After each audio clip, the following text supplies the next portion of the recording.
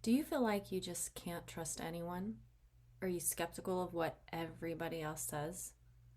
Do you feel like you need to constantly protect yourself and tread so carefully to make sure you're not missing any red flags? Well, I'm here to tell you this is so common after emotional abuse. You probably already know that trust has to be built, but what you might not know is that in order to trust others, we first have to trust ourselves. So, in today's episode, I'm going to be sharing some really important information about how we can rebuild self trust. I'll be giving you some important questions to think about and some actionable things you can do to start rebuilding trust in you so that you can move forward in all your relationships in a healthy way. So, stay tuned. Welcome to the Emotional Abuse Recovery Podcast, a podcast specifically designed to help you heal after a toxic or narcissistic relationship. This podcast teaches you to use your subconscious mind to go from feeling stuck to set free. In here, you will learn how to use the power of your own mind to free yourself from emotional pain, move forward with confidence, and experience the inner peace you deserve in your healing journey after emotional abuse. I'm your host and subconscious reprogramming coach, Allison Dagny. So let's get started. Okay, so I wanted to come on today because I know how difficult it is to begin trusting after a toxic relationship. Doesn't matter if it was a narcissistic relationship, emotional abuse, or betrayal, all are equally painful and equally scary when it comes to trusting again. We build up these walls that we think will protect us from pain. And because this pain is so deep, we feel like that the only way to prevent that pain again is to build up a really strong fortress around us. The first thing I want to talk about is what does it mean to trust other people? And here's what I think is really important about this. Trusting other people means you believe that they won't betray you or that they won't hurt you. When you give your trust to someone, you are basically saying that you believe this person isn't going to harm you. And so that's why when trust is broken, we are so deeply wounded. So many of us want to know how we trust other people after we've been betrayed so deeply. But first, I want to invite you to imagine that every time that you've been hurt or betrayed, you've built walls around yourself. Brick by brick, you've built this massive fortress that nobody can get into. And you want that there because you believe that by not allowing people in, that you'll be safe. But I want to ask you to reflect on some important questions. Isn't it also true that by building up these walls, that you could be denying yourself real safety with someone who truly cares about you? That you could be denying yourself a true connection and intimacy with other people? And isn't it also possible that you could be denying yourself really healthy and wonderful relationships? And the reason that I wanted to bring this up is because when I started thinking about it for myself, I realized that by building up those walls, I was actually allowing someone else's actions to keep me from a deep and loving, healthy relationship with other people. I was allowing my ex, the person who betrayed me, to still maintain control over the kinds of relationships that I would enter into. Without really being fully aware of it, I was actually allowing my ex to keep me from having a connection with people on a deeper level that I'd never had before. And when I realized this, I came to this conclusion that he still had control over me. I had thought that by building my walls, that I had control and that I was the one in charge. But really, that wasn't the case. Building the walls was not helping me create relationships with anyone. All it was doing was keeping people from seeing my true light, from seeing my true authenticity and the real me. And yes, there is this element of vulnerability because you are putting yourself in a position where you could possibly be hurt again. But what I want to tell you about this is that trust isn't the thing that keeps you safe. So you can actually trust someone and they can still betray you. You could trust someone for 20 years of your life and they had never done anything to betray your trust. And one day they lied or one day they betrayed you. The fact that you're trusting them doesn't make it impossible for that betrayal to happen. Anyone can betray anyone's trust at any time, no matter how long the trust has been secured. So let me give you an example. I've been friends with someone for almost 30 years. I have never had a bad experience with this friend, and I truly, truly care about her. But recently, I had a really tragic thing happen in my family, and I called my friend and confided in her about this. I asked her not to tell anyone. It was a very sensitive situation, and I believed she understood that and that she wouldn't repeat what I had told her. But within hours of me telling her about this, I was getting calls from my family. Everyone was upset and asking me if I had told someone. So you can imagine how sick I felt in that moment. I had told someone. I told one of my best friends who I believed would not betray me. After all, we'd been friends for 30 years, and I never felt betrayal by her before. But the reality was she did tell someone, and I had confided in her not to. She ended up admitting it, and she revealed that she had told someone else, and she apologized. And I was really disappointed. I just couldn't understand how someone who I'd trusted for so many years could just now all of a sudden betray my trust like that. So I did what I normally do, and I processed it, and I sat on it for a long time. And I knew that our relationship would be different going forward. I knew I would have to be extra careful about what I shared with her. My family was caused a lot of pain, one, because of the situation, but two, because it turned into gossip really quickly. And of course, that was never my intention, and I don't believe it was my friend's intention either. But regardless, the damage was already done. I couldn't change it. And I really didn't want to hold on to anger about this betrayal from my friend either. What I knew was that anyone can betray your trust at any time. And just because you trust them doesn't mean they won't betray you. But here's the thing. The dynamic between my friend and I would change. I would be more careful about what I share with her because she betrayed my trust. But that doesn't mean I never confide in other friends ever again. I will base my decisions to share confidential information on a case-by-case basis and think about all the scenarios and think about all the possibilities. Because the reality is, no matter who you trust, they can still betray you. So then if you give someone trust and they break it, does that mean you need to build up walls all around you and never trust anyone again? Well, if I based this betrayal, this particular instance, on all my future friendships, I might not have any friends. And if that's important to me, then I will be keeping myself from something I truly want. Now, the flip side is always, if you don't want that friendship or you don't want to be in a relationship or in a friendship, then this is a non-issue. But if you do, then there are other things to be considered. And for me, I do want to have some friends. I do want to have close relationships with people. So, of course, I'm going to be more careful next time, as should anyone and as should you. If someone hurts you or betrays you, I'm not saying you should keep going back to that well and keep getting more hurt and keep getting more betrayal. No, that's not what I'm saying at all. But here's the thing. I was hurt by my friend because of what she did, but I can also move forward with our friendship in a different way. We always have a choice, and my choice was to forgive her for what she did, but show up in our friendship differently. My choice is not to reveal things to her that I don't want shared with other people.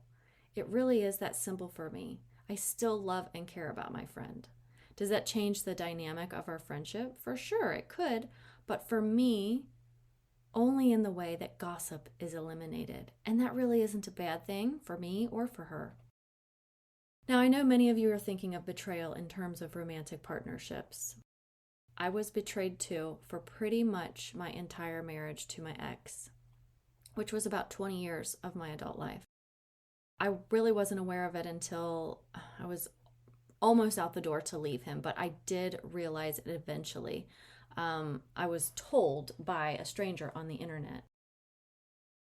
And I was in denial at the beginning, but I was lied to. I was manipulated. He gaslit me constantly. I was made to believe things about myself and my friends and my family that were just completely untrue so that he could maintain a position of power.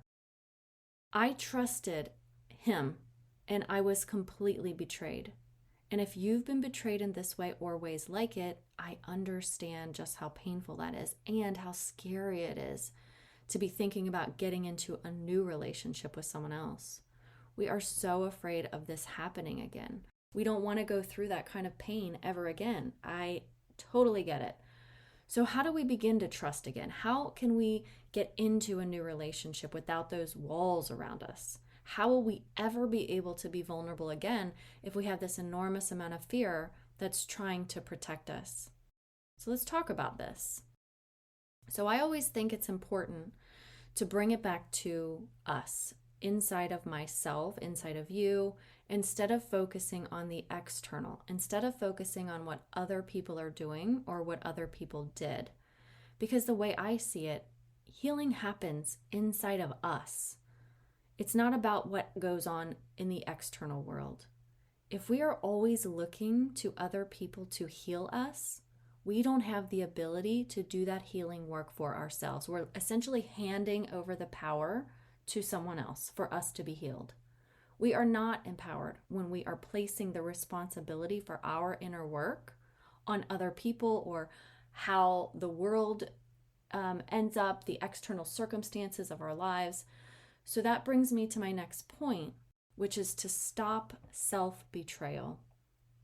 The reason I think this is so critical is because we tend to worry about other people betraying us, but we neglect to look at the fact that we betray ourselves. And here's what I mean. If you don't say no when you mean no, and you don't say yes when you mean yes, you're not being true to yourself. If you are people-pleasing, and if you are codependent, if you're walking on eggshells, if you're trying to maintain the peace just for other people's comfort and their well-being, then you are not being true to you.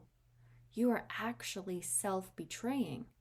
And here's the really important part I want you to remember. If I trust you means that I believe you won't betray me, but you are still betraying yourself, the trust in you isn't there either. I want to invite you to think about a person you would trust with your life. And if you can't think of anyone like this, then let's just imagine what a person like this would be like. This person would protect you at all costs. They would remove you from bad situations. This person would stand up for you and say no for you. This person would even enforce boundaries for you or help you enforce them. This person would never hurt you or do anything deliberately to cause you pain. This person would take care of you and heal your wounds, and this person would never doubt you. So, you have this person in your mind. Can you imagine how amazing that would feel to have a person like that in your life if you don't already? Well, here's what I want to tell you. That person needs to be you. If you aren't protecting yourself at all costs, if you aren't removing yourself from bad situations, if you don't stand up for yourself and say no when you mean no and yes when you mean yes, if you aren't enforcing your own boundaries, if you do things deliberately to hurt yourself or continue harmful or destructive behaviors and habits, and you doubt yourself all the time, then you aren't being that protector. You aren't healing your own wounds and caring for yourself. You aren't trusting yourself. Do you see how important this is? We are all expecting other people to be those trustworthy people in our lives. We want them to do all the things that we aren't even doing for ourselves.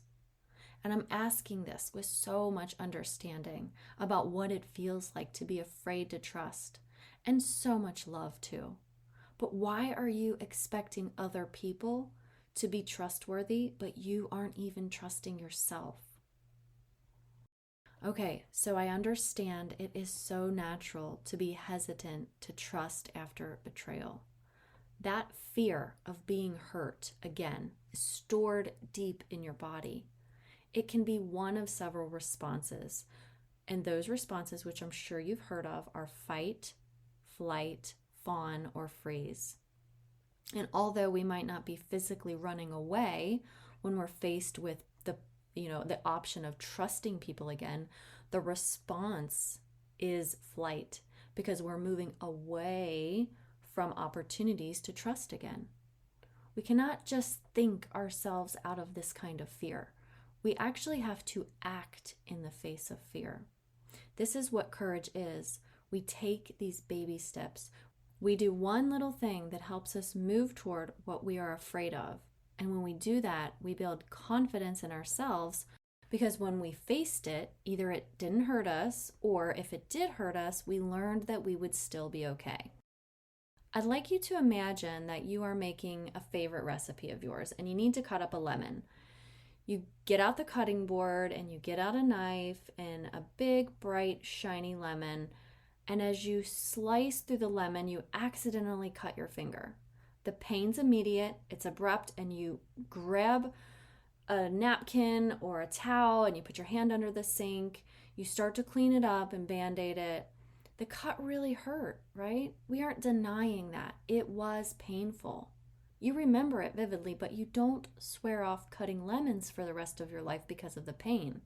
You don't refuse to use knives ever again because you still want to make your favorite recipe again. Now, I realize the pain of emotional abuse is very different from a cut on your hand with a knife. And I use this analogy because why did you go back to the lemon?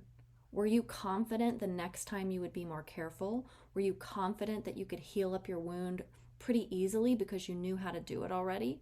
Did you know that cutting lemons and using a knife is just part of what you have to do to make your favorite dish? It's part of the risk.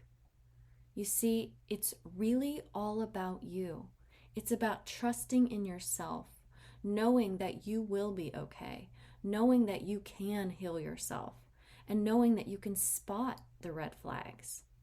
It's also knowing that you are your own best advocate. If you aren't, then who else will be? You have to show up for you. You have to stop self-betraying, and you have to believe that you're capable of handling heartbreak and difficult life situations. And it's important to stop judging yourself. If you let go of this fear and you're wrong, if you let go of fear and you get hurt again, what are you making that mean? Are you making it mean that you're stupid or that you're a failure? Well, maybe you're not stupid at all. Isn't it just as possible that you were tricked by a really skilled manipulator and liar? Isn't it also true that if someone you loved was betrayed, you wouldn't call them a failure and you wouldn't call them stupid? So you might be asking, well, how do I trust myself? And I want to give you some actionable steps that you can take now to start building the trust in you, because it's in trusting yourself that you can actually feel comfortable in trusting others. The number one thing that you can do is start setting boundaries. And I want to make sure I'm very clear about this. Boundaries are different from those walls, those fortresses that we build up around ourselves to protect ourselves. A boundary is basically you just saying what you're willing or not willing to tolerate. You determine what you will do when other people show up in ways that they show up. If you don't like how someone behaves, then you get to decide how you will respond. If someone talks in a mean way or a disrespectful way, you can decide if you'd like to get up and leave the conversation or hang up the phone. If someone mistreats you, you can decide if you'd like to leave that relationship. Boundaries are simply a declaration of what you will do, and it's not putting up a defense and not trying to force other people to behave how you want them to behave. If you don't fully understand boundaries or there's some ambiguity around this, I'd really encourage you to read the book Boundaries by Henry Cloud. And you can get it on Amazon, and it's really good at explaining and defining boundaries. All right, so the next thing is to get to know yourself. This is really important because if you're always going along with what other people want and what other people need, then you are neglecting yourself. You're ultimately betraying yourself. You can't trust yourself if you're always betraying yourself. So what are some things that you can do? You can start making a list of things that you've never done before that you might like to try, and check those things off of the list. A lot of people call it a bucket list, right? You can just make a list of 10 things that you'd like to try. You could try new foods that you've never tried before. You could sit in silence in a meditation, trying to discover some new things about yourself in that silence. The only way to know what you want to do or to rediscover things in yourself is to try them. What's the worst that could happen? If you decide, I want to try indoor rock climbing, and you do it and you don't like it, then you just decide you're not going to do it anymore. You haven't lost anything, but you gained a lot of clarity about who you are and what you like and what you want.